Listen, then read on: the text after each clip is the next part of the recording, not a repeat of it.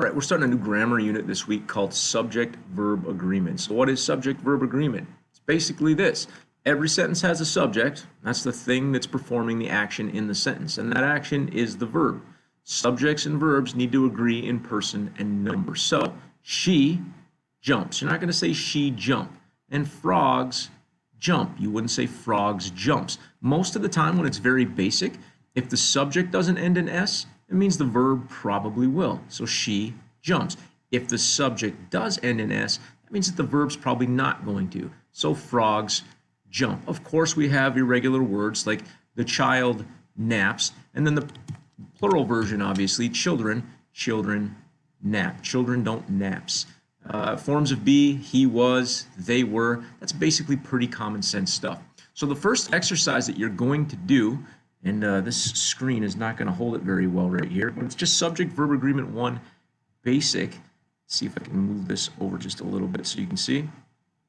There you go. So what you're going to see when you click open this first exercise is it'll have I and then 2 different verbs here for you to choose from, little about the country. You're going to pick the one that agrees with the subject. However, to get these correct, because I want you to prove you know the subject and the verb, you're going to need to click on the word that is the subject. So I is going to go with knows. Makes sense? Let's just do another random one here. Okay, we got 2 words in front of it. Which one do you think is admiring the rolling green hills? Is it her or the sisters? Common sense would tell you sisters. That one ends in S, and so the verb wouldn't. Sisters admire. That's how you will do that first exercise. All right, going back to our instruction here.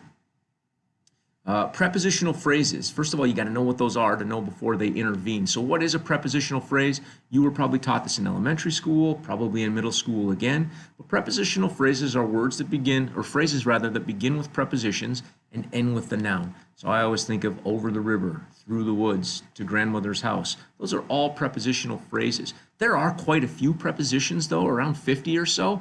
And so how do you remember them all? Well, you get used to them, but part of it is they're opposites a lot of the time. So if in the store is one, then out the door is another. If above the shelf is one, then below the counter is another. Between, among, you get the idea. There are a few that are just kind of rare and strange, of, for, and from, but these ones are used so frequently that you're bound to see them over and over again, and just know that they are prepositions. So the whole point here is a subject can never be in a prepositional phrase. So once you've identified the prepositional phrase, you can eliminate it for contention with the subject.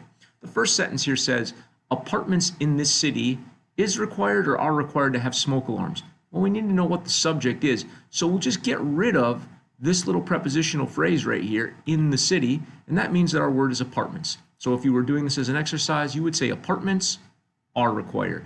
In the second sentence, a convoy of trucks is roaring or are roaring down the highway. Again, the prepositional phrase is of trucks, so we'll eliminate it. Our subject then must be convoy. That's one thing, so a convoy is roaring. In the third sentence, our prepositional phrase is of names. That leaves us with list. And a list is a singular thing, so a list is. Here's a longer sentence. A dealer in rare books was asked or were asked to look at the collection. And a little common sense goes a long ways here as well. There's no chance that the word books is going to be your subject. Books aren't asked anything. It's going to be the dealer that's asked, because this is, again, a prepositional phrase, so we'll just eliminate it, and that means a single dealer was asked. And finally, all the students in the school is wearing or are wearing green today. Again, if we just eliminate the prepositional phrase, and I've got to make sure I get it all, there we go. Whoops, and OCD is tough to live with. All right, get rid of that phrase, and then you have students are wearing. Okay, so going over to the Schoology page, your second subject-verb agreement and all your subject-verb agreement exercises are going to be like this. You're going to pick the subject and then the verb that matches up to it. So here, I don't want you to highlight the prepositional phrase like I just did to show you, but rather pick the word that is the subject and directions are. Just to pick another one at random, number 9, you can see that we've got below the stairs as our intervening prepositional phrase. It's getting in the way. So that's supposed to be closet. I'm going to have to change that. Closet, not closest, holds. Was that number 9? All right, so that's how you do subject-verb agreement this week. Let me know if you have any questions.